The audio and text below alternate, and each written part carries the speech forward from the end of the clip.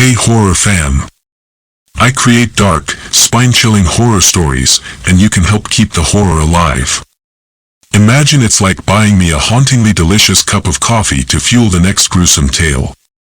If you'd like to support, you can donate. My PayPal link is in the description. And with YouTube's guidelines, creating R-rated content is tricky, so if you're up for more unfiltered scares, come join me on Patreon. Thanks for helping me keep the nightmares coming.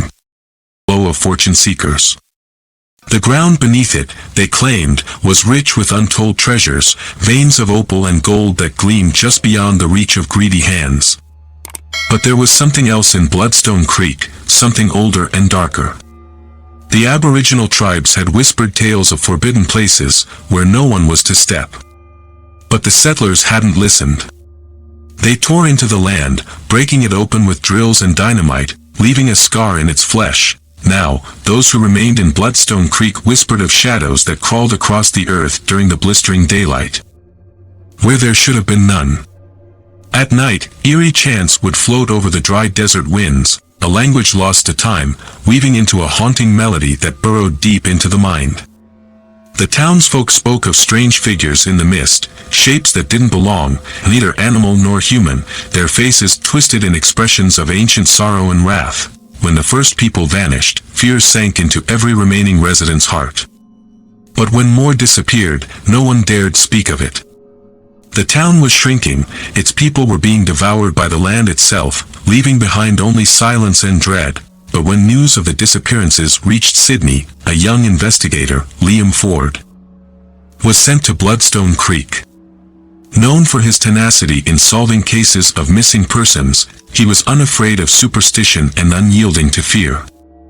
With a sharp mind and steady heart, Liam arrived to face whatever was haunting the town. Liam stepped out of his jeep, squinting against the brutal outback sun. The heat was unrelenting, beating down upon him as he looked over the bleak town sprawled before him.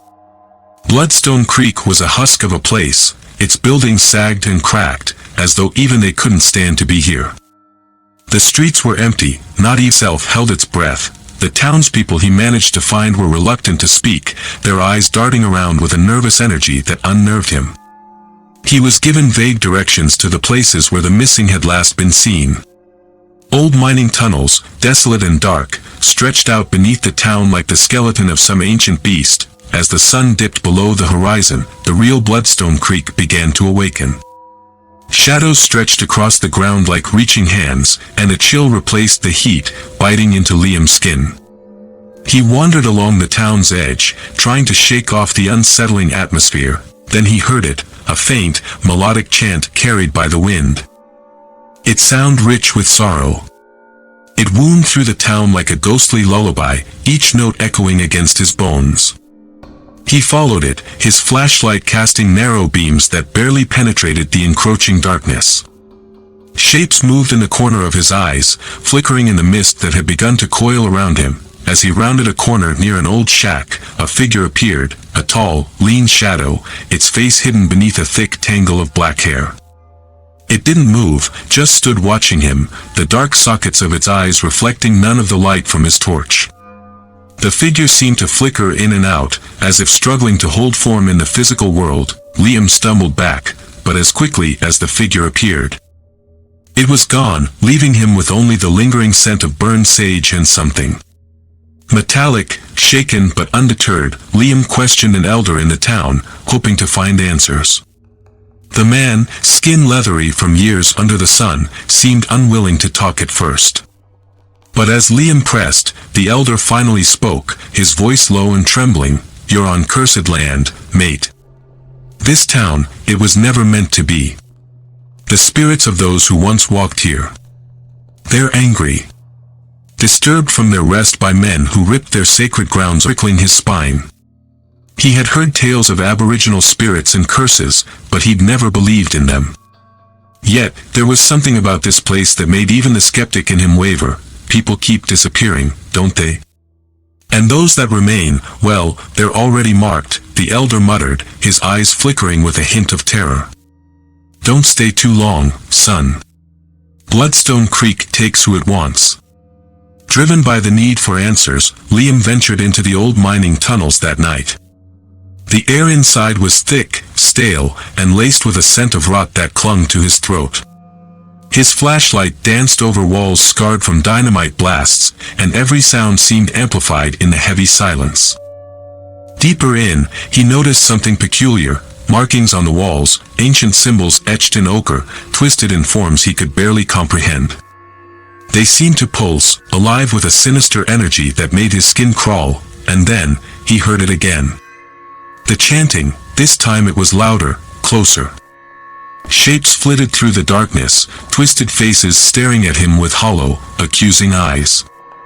They were the spirits of the long-lost tribe, their bodies broken and contorted, each bearing the marks of their brutal past. Their mouths gaped open, a soundless scream pouring out in an unending echo that filled the cavern. Liam turned to run, but the tunnel seemed to close around him. The walls pulsed, alive with the energy of the spirits, and he felt them clawing at him, their hands cold and relentless. He staggered forward, feeling his sanity slipping, and then, nothing. When Liam awoke, he was lying in the dirt, his clothes stained with blood that wasn't his own. He had claw marks down his arms, deep and stinging, as if he'd been dragged by something from beyond. He tried to flee, but Bloodstone Creek wouldn't let him go. Every corner he turned, he found himself back where he started. It was as if the town had trapped him, holding. Those seemed to press closer, forming into familiar shapes, faces of the missing townsfolk, their mouths twisted in agony. That night, he gave in. With nowhere to hide, he confronted the spirits, standing alone under the cold outback sky. They surrounded him, their voices rising in a cacophony of anger and sorrow. A final figure emerged from the mist, an elder spirit with hollow eyes, its hand raised as if in judgment. It spoke in a voice that vibrated through his bones, a voice from another world, condemning him for the desecration of their sacred lands. Liam screamed, feeling his body ripped apart, piece by piece, as he was absorbed into the earth, becoming one with the land he had trespassed upon.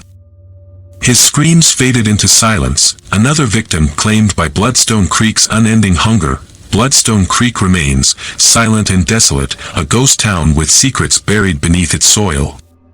Visitors who wander too close speak of whispers in the wind, the smell of decay lingering in the air, and faint figures in the mist, forever bound to the cursed land, waiting to exact their vengeance on those foolish enough to disturb them. And somewhere, beneath the red earth, lies Liam Ford, one more lost soul, trapped forever in the cursed embrace of Bloodstone Creek.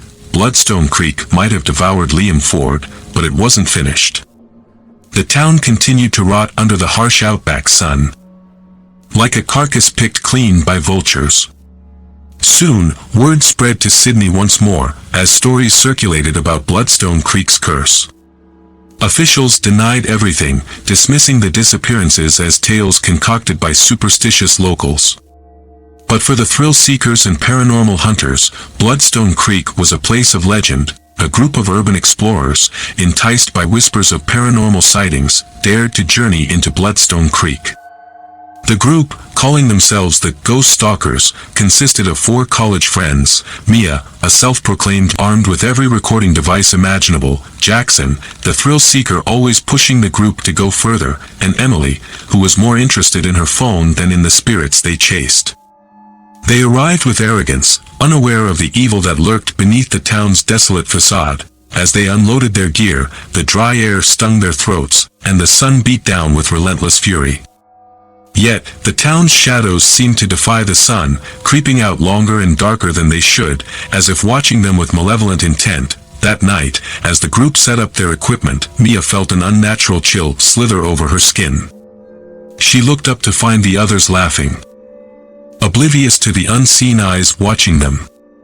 They hadn't seen what she saw, the shapes shifting just beyond the light's reach, like ancient, sorrowful faces half-formed from mist and dust. They began to explore the crumbling buildings, guided by Mia's sensitivities. But every corner seemed to bring a new horror. A faint chant echoed through the streets, the same haunting melody Liam had heard, its ghostly cadence tugging at their sanity. It sounded as if hundreds of voices were layered together, each one lost, each one yearning for vengeance, Travis set up his thermal camera, excited to capture proof of the supernatural, but the images that appeared on his screen were wrong. The camera picked up multiple heat signatures, each figure misshapen, with gaping mouths and hollow, dead eyes. When he turned around, no one was there. But when he looked back at the camera, the figures were closer, reaching for him, fingers twisted and claw-like. "Mia," he whispered, trying not to scream, "I think that we're not alone." They moved deeper into the town, venturing toward the old mining tunnels.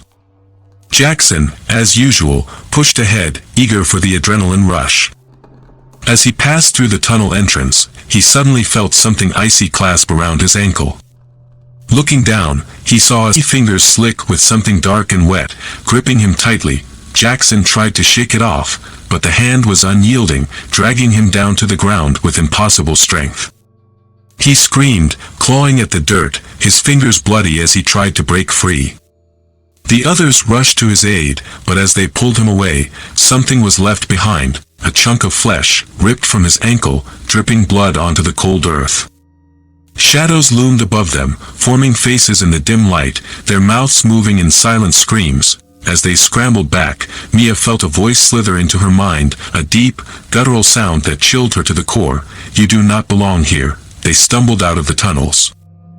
Jackson hobbling and bleeding, Emily frantically dialing her phone only to find there was no service.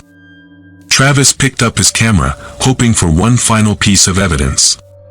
When he reviewed the footage, his face went white. In every shot, he could see figures looming behind them, faces twisted in silent rage, each one bearing the marks of violence, the wounds of people who had died with hatred and fury in their eyes. In one shot, a figure with hollow eyes appeared mere inches behind Mia, its skeletal hands reaching for her throat. But the worst part was its mouth, a gaping, pitch-black hole filled with whispers, drawing her toward it like a yawning abyss. "Mia, what's going on?" Emily asked. Her voice barely more than a whimper. "They're angry," Mia whispered, tears streaking her face. "We're on their land. They want us to suffer." That night, the town fully came alive. Mia awoke to the smell of decay, thick and suffocating, pressing down on her like a weight. As she sat up, she realized she was no longer in the small tent she had set up. She was in an ancient chamber deep underground, surrounded by skeletal remains and walls adorned with tribal markings, painted in blood, and the faces, twisted and screaming, were everywhere. They stared at her from the darkness, hollow, their mouths gaping wide as if locked in eternal suffering. When she screamed, the faces began to move, whispering in a language she didn't understand, yet she felt their anger clawing into her mind, tearing at her sanity. She backed into a corner, feeling something wet under her hands. Looking down, she realized she was kneeling in a pool of blood, and the walls themselves seemed to be pulsing, alive and watching. Travis, Emily, and Jackson managed to find Mia after hours of frantic searching. She was covered in blood, eyes wide with terror, babbling incoherently about the darkness. But even as they embraced her, relieved, the ground beneath them trembled. The earth itself seemed to open up. Revealing the depths of the land's fury, figures emerged from the ground, tribal warriors with skeletal faces, their bodies twisted and burned, their weapons caked in dirt and blood.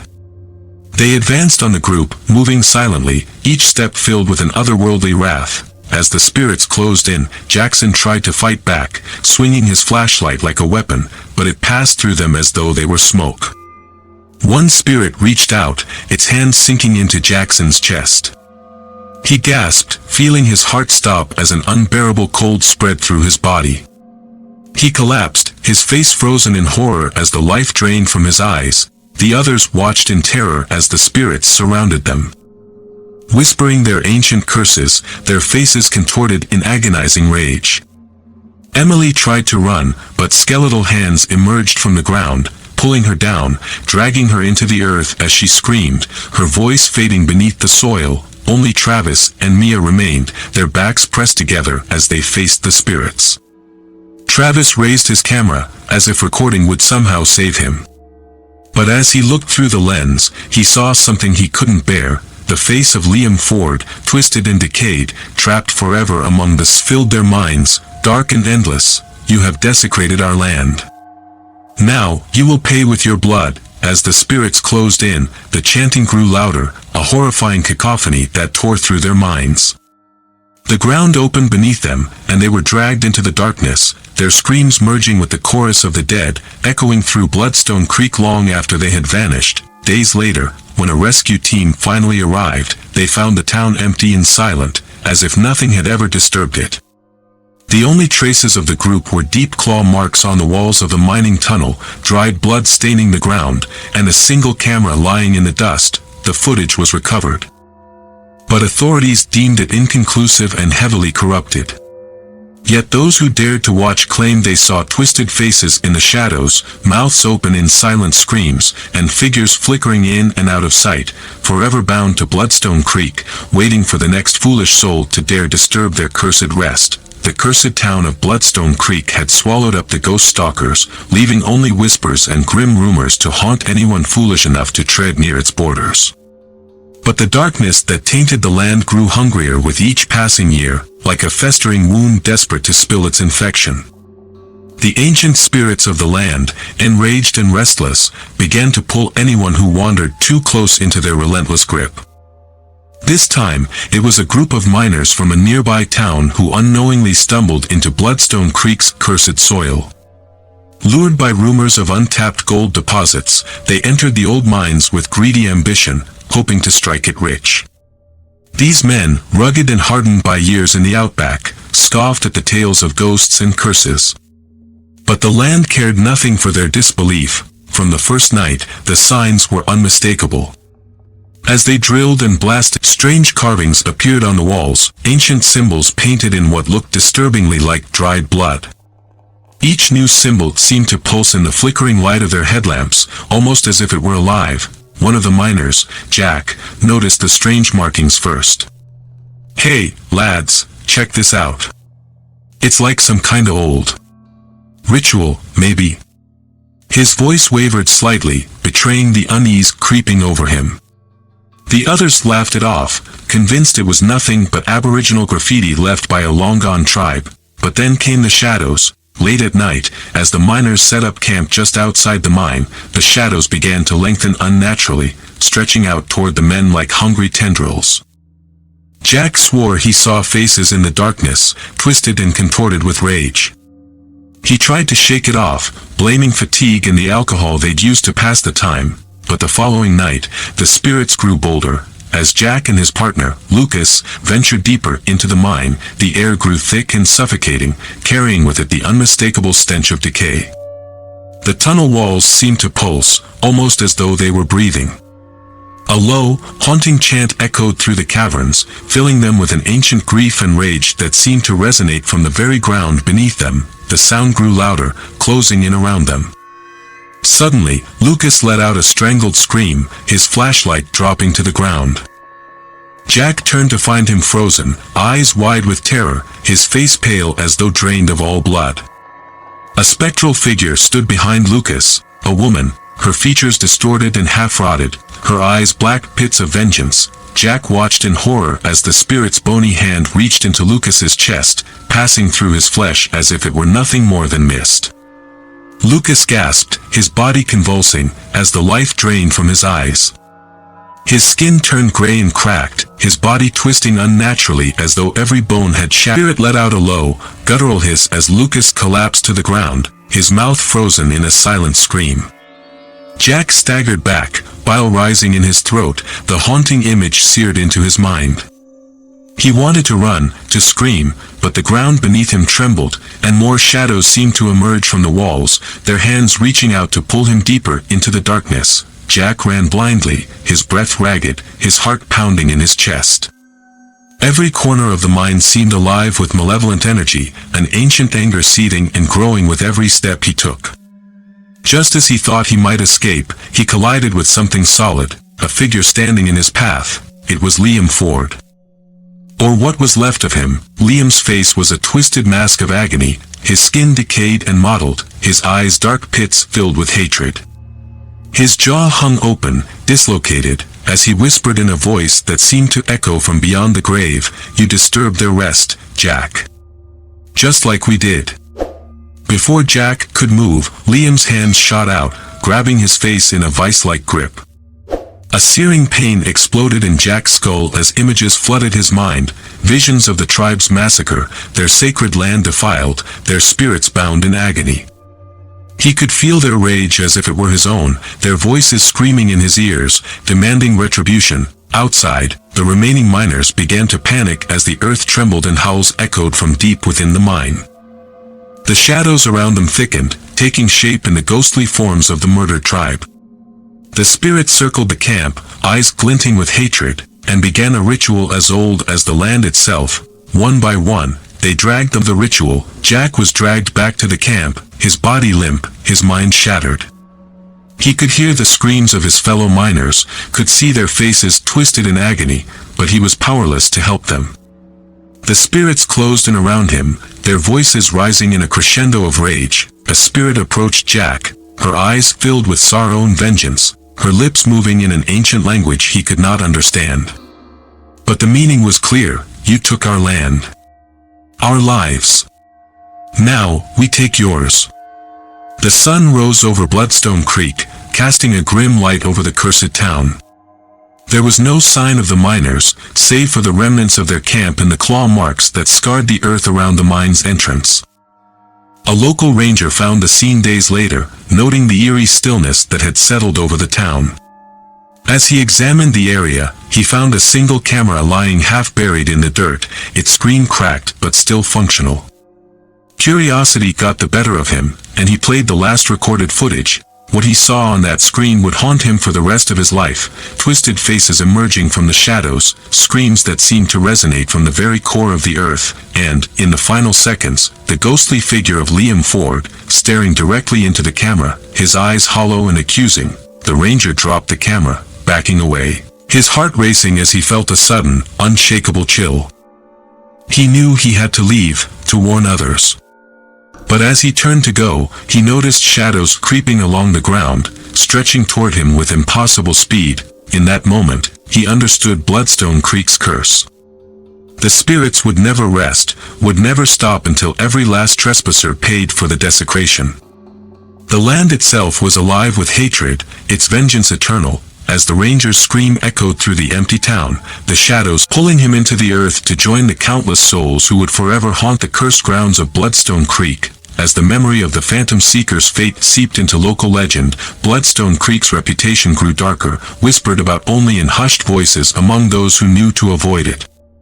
Yet, some were drawn to the town like moths to flame. Thrill seekers, skeptics, and occult enthusiasts, all came to see if the stories were true, each vanishing without a trace. Over time, the small, forsaken town became a forgotten scar on Australia's vast outback, its blood-red dust settling in eerie silence under the relentless sun. But even forgotten places can draw the wrong kind of attention.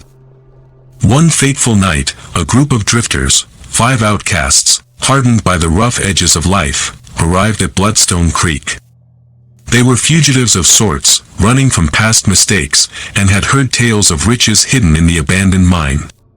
Cashing in on the legends in their desperation, they planned to rob the town's secrets for anything they could pawn. The group: Ash, a cynical survivalist; Nathan, a bruiser who thrived on intimidation; Sam, a wily schemer; Emily, an artist who masked her trauma in tough bravado; and Jake, a spiritualist with a thirst for the occult, had no idea that their greed would awaken the restless dead lying beneath their feet.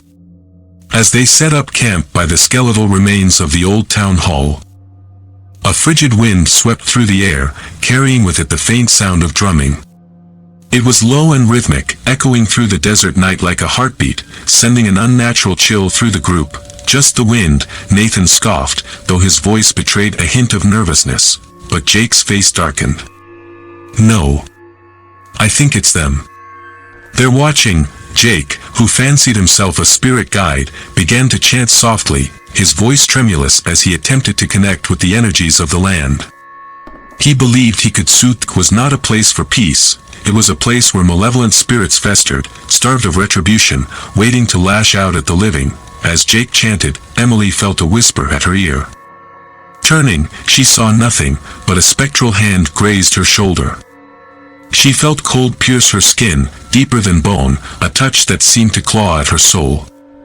She stumbled back, gasping, clutching herself as she looked around wildly. I felt something, she stammered, her voice breaking. The others laughed uneasily, but their nerves were frayed. The oppressive atmosphere began to weigh heavily on them, twisting their confidence into dread, but it was Ash who first saw the ghostly figures. Blurred shadows appeared on the horizon, moving in strange, slow patterns, their bodies adorned with the paint and symbols of an ancient tribe. Their eyes glowed a menacing crimson, watching the intruders with an intensity that froze the blood in Ash's veins. "Guys, I think we need to leave," Ash whispered, though he was unable to take his eyes off the spectral procession that was drawing closer. But it was too late. Nathan, as brazen as ever, cursed the spirits, his voice loud and mocking. "We're here for the gold," he shouted into the empty night, "and we'll take whatever we damn well please." With his words, the night came alive. A sudden, guttural scream split the air, piercing their ears like shattered glass. Shadows surged forward, engulfing Nathan in an inky darkness that seemed to suffocate the light around him. His screams filled the air as his flesh seemed to twist and contort, invisible hands clawing at him, pulling him down. His body began to bend in impossible ways, his limbs twisted, bones snapping under the weight of an unseen force. In sheer horror, Ash, Sam, Emily, and Jake watched as Nathan was dragged into the earth, his screaming face the last thing they saw before he was swallowed by the blood-red dirt. The silence that stirred itself was holding its breath. What was that? Sam choked out, his voice shaking as he stumbled backward. Jake clutched his head, his eyes wide and haunted. "It's a curse," he muttered. "We're on sacred ground. They're punishing us." Desperation turned to chaos as the group scrambled to escape. Emily tried to flee but felt her legs go heavy, as if invisible hands were holding her down. Suddenly, she was pulled backward, her body dragged across the rough earth, leaving a trail of blood as her skin scraped against jagged rocks. Shadows rose around her, engulfing her in a cocoon of darkness as she screamed, her voice muffled by the soil that began to fill her mouth. Her lungs, until she was left a lifeless, bloodied corpse. Ash and Sam, their survival instincts kicking in, sprinted toward the abandoned mine, hoping to hide. But as they entered, they realized they had made a fatal mistake. The mine was alive with shadows that clung to the walls, whispering ancient curses in a language they couldn't understand. As they stumbled deeper into the mine's darkness, they came face to face with ghostly apparitions of miners, their faces twisted in terror, their bodies contorted as if caught mid-struggle. Suddenly, Sam was lifted into the air, his body suspended as ghostly hands tore into his flesh, each piece of him ripped apart with sickening precision. Blood splattered the walls as his screams faded into silence, leaving Ash alone, gasping, his mind unraveling with terror. Jake, the only one left, sank to his knees outside, sobbing uncontrollably as he realized the fate that awaited him. He tried to plead with the spirits, to offer his soul in exchange for mercy. But Bloodstone Creek had no mercy. It was a place where the dead sought retribution, where the spirit's thirst for vengeance was unending. In his final moments, Jake looked up and saw them, a tribe of spectral warriors standing tall, their faces marked by both grief and watched him with cold eyes, their silence more terrifying than any scream. The last thing he saw was a hand reaching for him, pulling him into the ground, the earth opening up to swallow him whole as shadows danced around him, celebrating the vengeance they had taken upon those who had dared disturb their sacred resting place. Bloodstone Creek remained silent, untouched, a graveyard of restless spirits. The drifters' belongings lie scattered, slowly covered by the sands of time, leaving no trace of their fate. The cursed land stands as a reminder of those who had desecrated it, their souls forever bound to the blood-red soil. It is said that on certain nights, the wind carries faint, tortured screams and whispers, a chilling echo of the past that warns anyone who dares approach Bloodstone Creek. The land remembers, and it will have its due. Years passed, and Bloodstone Creek faded further into obscurity, its terrible secrets buried by time and desert sands. Yet, there remained a lingering malevolence that tainted the land. Those who had heard the tales of the accursed town either avoided it or dared to approach out of morbid curiosity.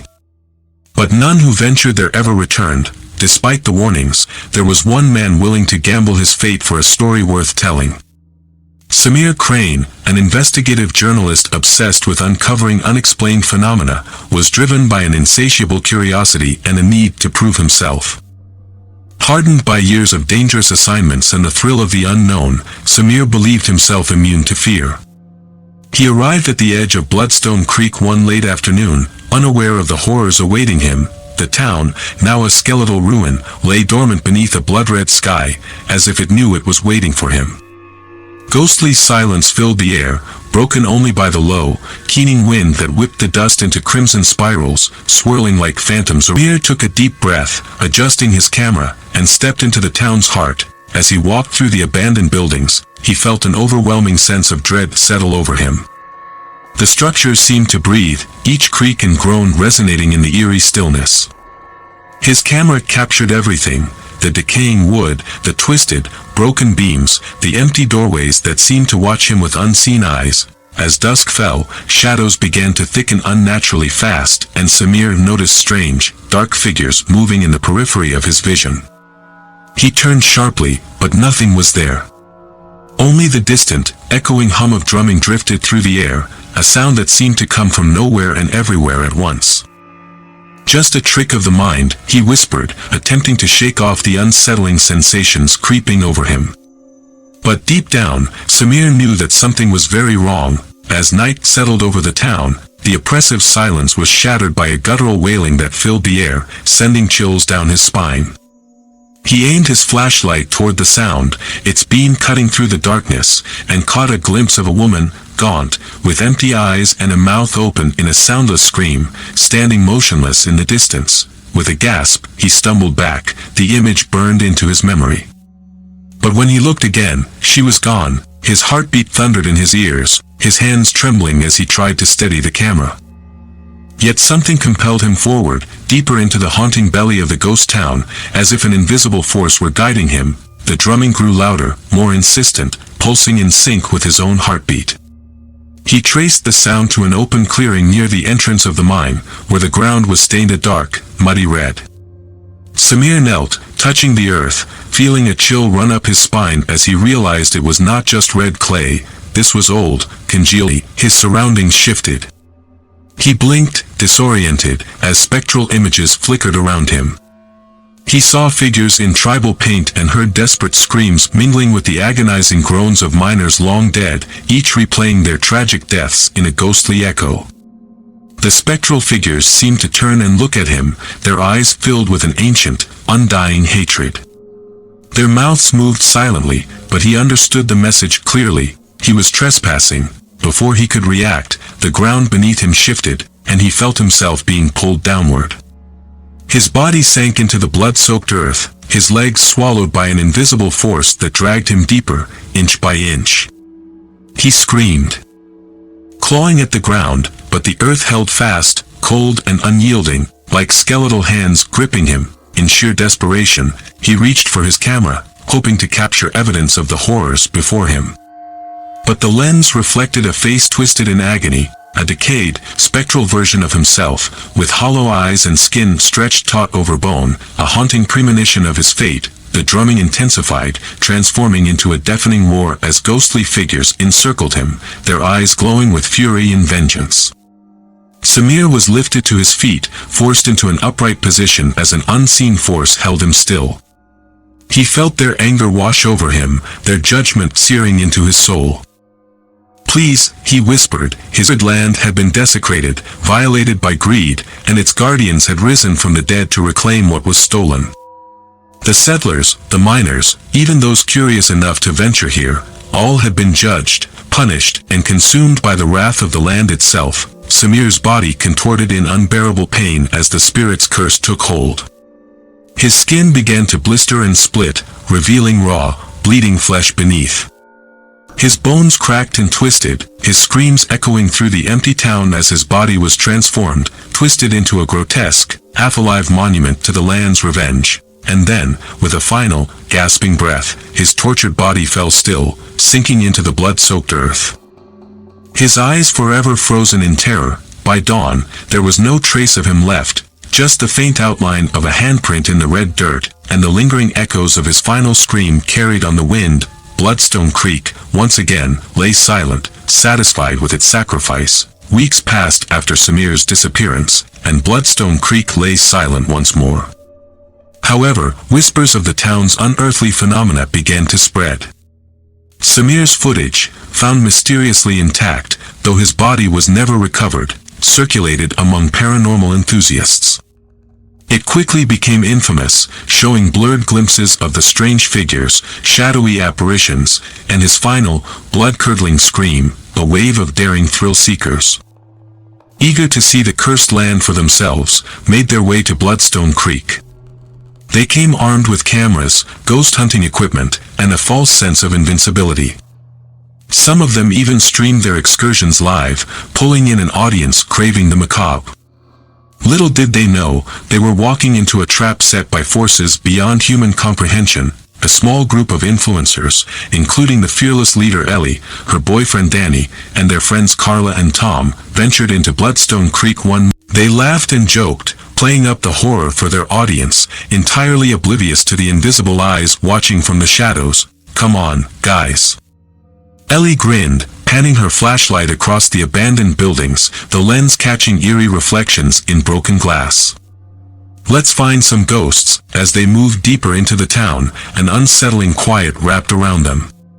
Shadows seemed to stretch unnaturally, clawing along the walls like skeletal fingers. Whispers, soft and nearly inaudible, began to drift through the air, growing louder with each step they took. The laughter and bravado faded, replaced by nervous glances and uneasy silence. I thought I saw something," Carla whispered, pointing toward a decrepit old shack. She barely finished her sentence before her flashlight flickered and went out, plunging her into darkness. When the light came back on, Carla was gone. Ellie screamed, the sound shattering the silence. They frantically searched for Carla, but it was as if she had vanished into thin air. Her cries for help echoed faintly in the distance, growing fainter and fainter until only silence remained. Tom ran toward the shack, desperate to find Carla, but as he approached, he stopped dead. Standing in the doorway was a figure, the tall, solemn spirit of an Aboriginal elder, his eyes glowing with unearthly fire, his expression a mask of rage. Before Tom could react, the spirit raised a spectral hand, and Tom's body twisted unnaturally, bones cracking and splintering as he was thrown backward by an unseen force. Danny and Ellie watched in horror as Tom's body writhed and contorted on the ground, his face frozen in a silent scream. Blood pooled beneath him as he clawed at the ground, his fingers snapping under the strain. And then, in an instant, he went limp. Their camera continued recording, capturing every agonizing moment. Ellie and Danny stumbled backward, their terror palpable as they tried to comprehend the horror. Town had no intention of letting them escape. From the shadows, more ghostly figures appeared, the spirits of long-forgotten tribe members, each one bearing the marks of ancient rituals. They surrounded the couple, their voices rising in a haunting chant, their eyes burning with fury.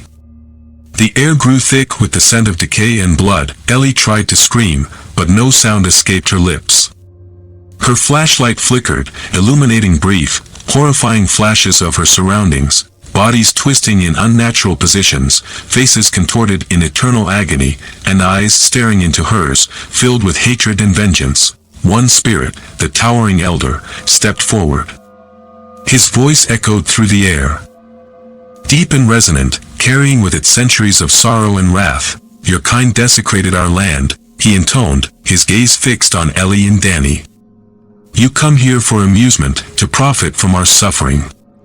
You will pay for your insolence." Before they could react, the ground beneath them split open, revealing an endless abyss filled with writhing, tormented souls. Hands reached up, clawing at their ankles, pulling them downward into the dark.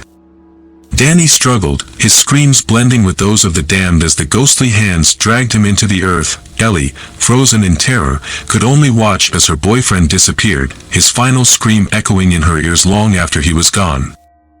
Ellie was left alone, trembling, her mind fraying as the spirits circled her, their voices growing louder, their expressions darker. She begged for mercy, tears streaming down her face, but the spirits remained unmoved. With a sudden, violent pull, they dragged her into the center of the town, where they forced her to kneel on the blood-soaked earth.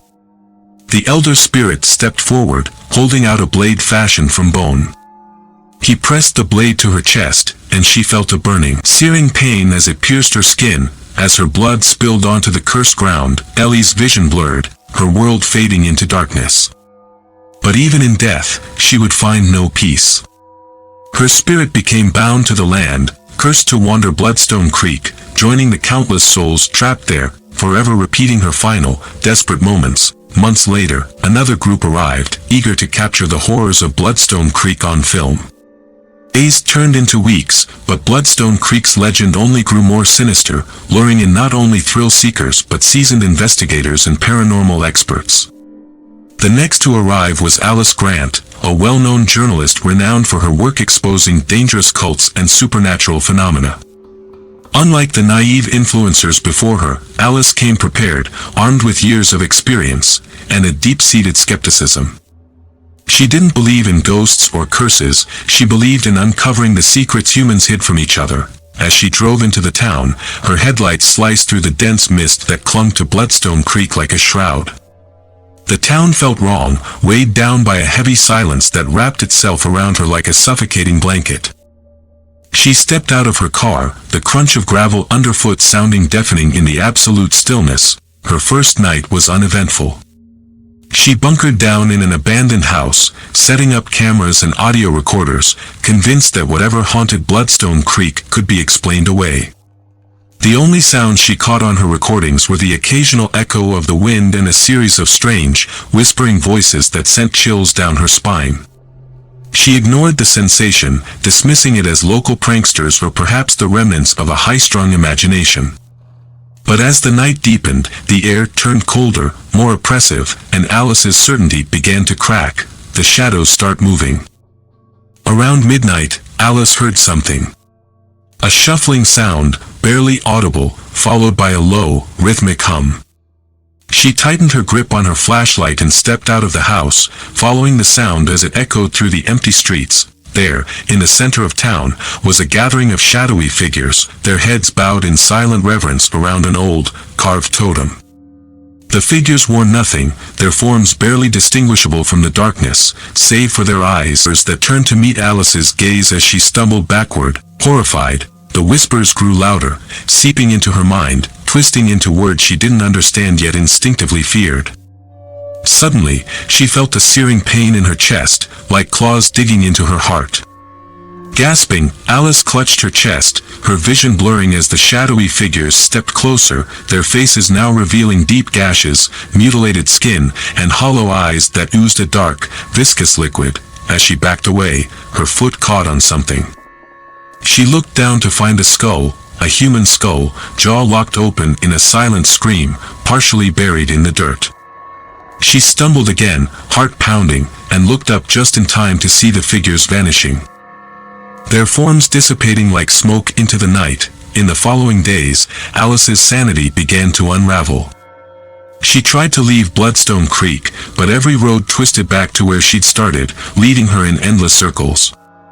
The GPS on her phone glitched, the battery drained, and even her compass spun wildly, as if the very land were conspiring to trap her. Each night, the shadows returned, closer and more insistent. They whispered her name, clawed at her door, and left blood-red handprints on her walls. Sleep was impossible. Every time she closed her eyes, she saw flashes of tortured faces, their mouths contorted in silent screams, their eyes pleading for release. Yet something deeper, darker, kept her in the town. A sense of dread intertwined with a morbid curiosity, drawing her to the edge of sanity. Finally, on the fourth night, Alice reached her breaking point. Driven by a desperation that bordered on madness, she grabbed her camera and stormed into the heart of Bloodstone Creek, where the shadows gathered, waiting. As Alice moved deeper into the heart of the town, the fog parted, revealing a gathering of ghostly apparitions. The figures now appeared more solid, the features of their mutilated faces shut town itself willed them into existence. They circled her, murmuring in an ancient dialect, their voices weaving a spell that pinned her in place. The elder spirit stepped forward, the same one who had condemned countless souls before. His gaze met hers, and she felt a rush of memories, images of a tribe celebrating under the stars, their laughter, their dances, until settlers tore their world apart in a violent haze of blood and greed. "You have come to uncover the truth," he said, his voice a cold echo. "But the truth is a burden, and it demands payment." Alice couldn't move, paralyzed by an unseen force as he stepped closer. He extended a skeletal hand, his fingers digging into her temples. And a flood of agony shot through her. Her mind filled with visions of the settlers' brutality, the town's dark history, and the unimaginable suffering of the tribe. She felt every lash, every scream, every death as if it were her own, and then, she understood. Bloodstone Creek was cursed, not merely by the land, but by the very essence of the souls trapped within it, a curse that demanded perpetual suffering. Alice snapped back into her body, now lying on the dirt, surrounded by the ghosts who had torn apart everyone who came before. But she was different. She hadn't come to exploit the land or mock its past. She had come to bear witness. She had come to listen, with a low chant. The elder spirit whispered an incantation, and the shadows began to converge on her, their forms melting together in a writhing mass of limbs and tortured faces. She felt their essence seeping into her skin, their memories fusing with hers, as if they were passing their curse onto her. In a final, blinding burst of pain, the spirits disappeared, their souls absorbed into Alice's body. She lay gasping on the ground, her eyes blazing with a new, otherworldly fire. She could hear them now, the voice whispering to her from within, urging her to protect their land, to punish the guilty, to avenge the desecrated. Alice had become the new vessel of Bloodstone Creek's curse. Years late passed since Alice had become the vessel of Bloodstone Creek's wrath. But the town's allure remained irresistible to those drawn by morbid curiosity and the allure of forbidden tales. Local rumors painted her as a myth, a tormented spirit, a banshee warning outsiders to stay away. Yet still, they came. One moonless night, the mist grew thick, and the air turned cold as a lone figure approached Bloodstone Creek's borders. It was a man named Victor Hayes, a cryptic, seasoned investigator who had heard the stories and was determined to unravel the town's secrets for personal gain. Unlike the others, Victor didn't come to run, he came prepared to challenge whatever darkness lay within. Armed with ancient relics and protective charms. But as he entered the town, the air grew heavy, and the shadows themselves seemed to pulse with anticipation. Victor stopped near the town's crumbling center, where the ground seemed to breathe under his feet, a sickly, pulsing energy filling the air. As he walked deeper, whispers swirled around him, voices overlapping in fragmented sentences of pain and fury. Yet Victor merely smirked, convinced the spirits wouldn't touch him, but Bloodstone Creek had other plans. This time, it had more than a mere scare in mind. The ritual of binding. Alice, no longer fully human, sensed Victor's presence as a disturbance within her own mind. She was compelled to him. Drawn to this intruder who didn't cower or turn away. Emerging from the shadows, her eyes glowed with an unholy light, her mouth a thin, cruel line. The spirits that inhabited her, those tortured souls of the ancient tribe, yearned for justice, for blood, and Victor was a trespasser. Victor met her gaze without flinching, his confidence unwavering. He held up a talisman, a symbol from his research that was rumored to repel spirits. But Alice's smile only widened. "You think that will protect you?"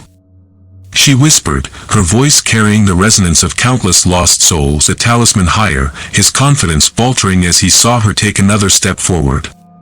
The ground beneath him trembled, and from the dirt rose ghostly hands, desperate, grasping fingers clawing their way up to seize him.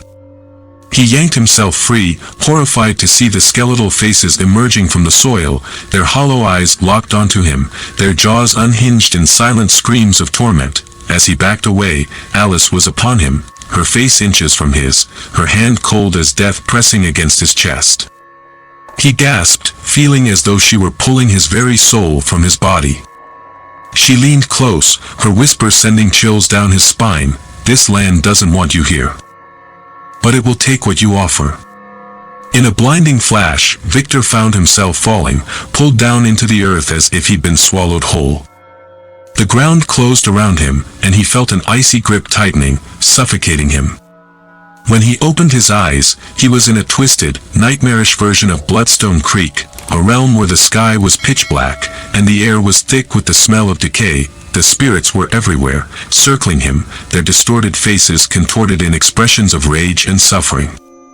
He tried to run, but with every step, the earth clung to him, dragging him down. He looked up to see Alice, her face half obscured by the shadows, watching him from the edge of the spirit realm. "This place will tear you apart," she said softly, her voice echoing with the agony of 1,000 tortured souls. "You've come to exploit us. Now, you'll join us." As she spoke, the spirits lunged at him, their bony fingers tearing at his skin, their spectral faces twisted with vengeance. Victor's screams filled the air, but there was no escape. They dragged him down, ripping away pieces of his flesh as they consumed his spirit, feeding their endless hushed as the spirits fed on Victor's soul, a dark satisfaction coursing through her. But as the last shred of his life faded, she felt an unbearable weight, a compulsion forcing her closer, drawing her down into the realm with him. The spirits turned their eyes to her, their collective gaze burning with a newfound hunger. She realized with horror that the curse demanded a new vessel. The spirits surged around her, clawing their way into her body, their ancient wrath overwhelming her senses. She fought, but it was no use. As Victor's soul was torn apart, his spirit merged with hers, and she felt herself fracturing, dissolving under the weight of all the souls trapped in Bloodstone Creek. Alice screamed, but the sound died in her throat as her vision blurred, and she lost herself in the twisted, vengeful cacophony that now filled her mind. Her memories, her very essence, faded as the spirits subsumed her, leaving behind only a monstrous, bloodthirsty entity, a creature of pure, ancient rage bound to the land. The next morning, a pair of travelers wandered too close to Bloodstone Creek, their car breaking down just outside the town's borders. As they ventured in search of help, they saw a figure standing amidst the ruins, watching them with eyes that glowed like embers. They felt a chill as the figure turned to them, a figure that seemed both human and something much darker. A being with no hint of humanity left, turned back. Now an embodiment of Bloodstone Creek's fury, roamed the ghost town, trapped between life and death, her hollow, burning eyes watching all who dared approach. Each visitor who crossed the town's border became a new pawn in her endless cycle of horror. Yet, despite her new role, a sliver of Alice's former self, a flicker of humanity, lingered, quietly resisting the malevolent force consuming her, but the spirits sensed her resistance. This land did not tolerate weakness, it demanded full obedience. Over the years, the restless spirits grew increasingly violent, dragging intruders into unspeakable fates, each disappearance tightening Bloodstone Creek's grip on Alice's fading soul. One evening, as Alice's remnants of human memory drifted into the shadows, a familiar figure appeared, Alice's younger brother, Ben. Unaware of the horrors awaiting him, Ben had arrived seeking closure for his sister's tragic fate. Alice's spectral heart wrenched at the sight of him, igniting a desperate need to shield him from the town's wrath. But her lingering humanity angered the spirits, and their collective fury boiled over, threatening to tear her apart from within. As Ben wandered deeper into the forsaken town, the atmosphere grew darker, an ominous tension pressing against him. Shadows slithered across the ground, and faint whispers surrounded him, voices that seemed both familiar and chillingly alien. Ben halted in the center of Bloodstone Creek, feeling a cold, clawed hand brush against his shoulder. He turned and saw his sister, but distorted. Alice's face was twisted in anguish, her eyes filled with unearthly light.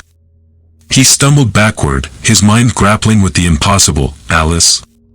he whispered, voice trembling, her face softened for a fleeting moment. She recognized him, and in that brief instant, the human part of her surged to the surface. "Ben. You shouldn't have come," she relentless spirits who demanded she unleash their vengeance upon him. the spirits pushed harder, demanding she fulfill her role, but Alice clung to her last shred of humanity, resisting their commands. The air around them thickened with rage as the spirits rallied to force her hand, determined to tear her apart if she did not comply. In a final act of defiance, Alice tried to guide Ben toward the town's exit, her flickering form struggling against the unseen hands pulling her back. "Run, Ben. Leave this place and never return." But the spirits had had enough. With a roar that shook the ground, they seized control, wrenching Alice away from her brother and binding her fully to the curse. Her eyes glazed over, her humanity shattered, leaving only a hollow, vengeful specter. The final showdown, Ben ran, but Bloodstone Creek's fury followed. Shadows twisted into monstrous forms, chasing him through the desolate streets. He tripped, sprawling onto the ground, and turned to see Alice's twisted form advancing, her face a mask of hatred, her fingers elongating into razor-sharp claws. The curse, now in full control, sought to make him its next offering.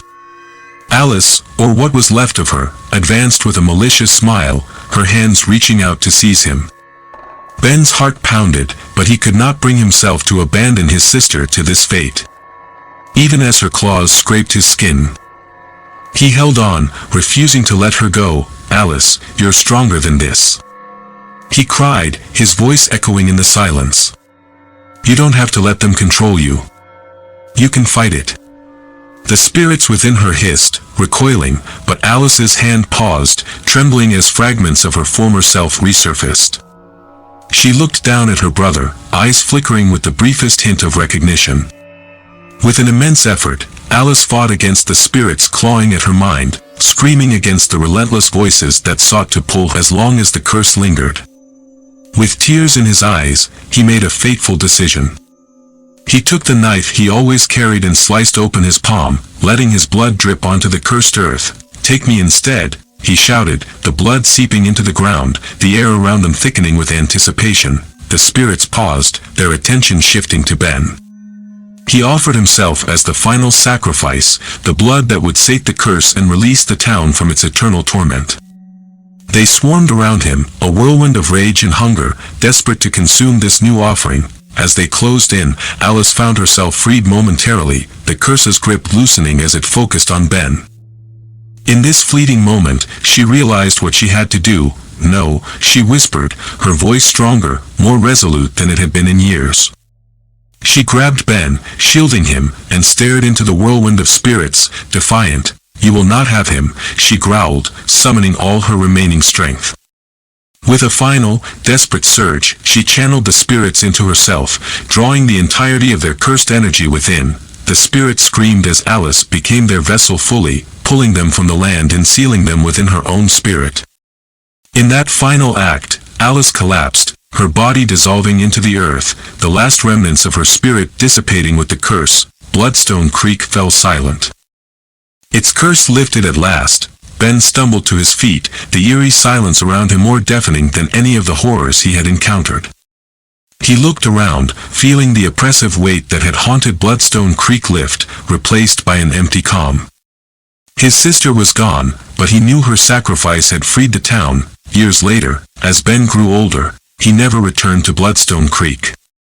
The town remained abandoned, a ghostly reminder of the dark secrets that had been buried, but he would sometimes see Alice's face in his dreams, a serene expression on her face, finally at peace. The land itself grew over, nature reclaiming what it could.